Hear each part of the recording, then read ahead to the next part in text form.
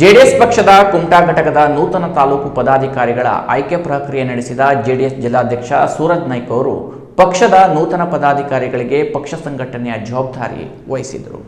ಕಾರ್ಯಕ್ರಮದಲ್ಲಿ ಇತ್ತೀಚೆಗೆ ಅಗಲಿದ ಮಾಜಿ ಪ್ರಧಾನಮಂತ್ರಿಯಾದ ಎಚ್.ಡಿ. ದೇವೇಗೌಡ ಅವರ ಧರ್ಮಪತ್ನಿ ದಿವಂಗತ ಚೆನ್ನಮ್ಮ ದೇವೇಗೌಡ ಅವರಿಗೆ ಜೆಡಿಎಸ್ ಕುಮಟಾ ಘಟಕದ ವತಿಯಿಂದ ಭಾವಪೂರ್ಣ ಶ್ರದ್ಧಾಂಜಲಿ ಅರ್ಪಿಸಲಾಯಿತು.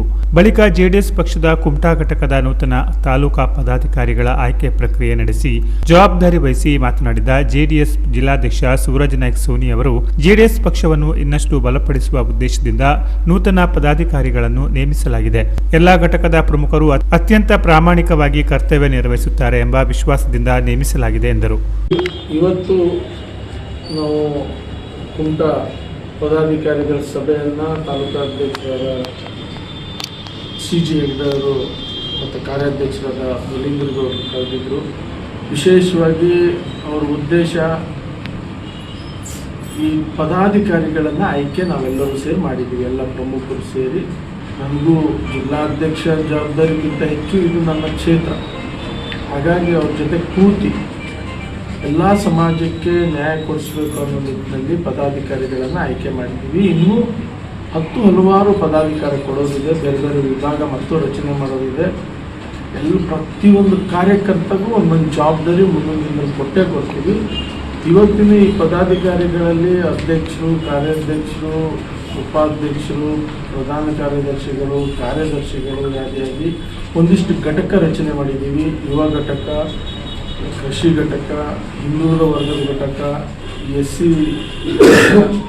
ಮತ್ತು ಕಾರ್ಮಿಕ ಘಟಕ, ಇದಿಷ್ಟು ಘಟಕಗಳು ರಚನೆ ಮಾಡಿದ್ದೀವಿ. ಮತ್ತು ಮಹಿಳಾ ಘಟಕ ಮತ್ತು ಒಂದಿಷ್ಟು ಘಟಕಗಳು ರಚನೆ ಮಾಡೋದಿದೆ. ಇದರ ಹೊರತಾಗಿ ಪಂಚಾಯತ್ ವೈಸ್ ಸಂಚಾಲಕರನ್ನು ಮಾಡ್ತೀವಿ, ಜಿಲ್ಲಾ ಪಂಚಾಯತ್ ವೈಸ್ ಒಂದು ಟೀಮನ್ನು ಮಾಡ್ತೀವಿ.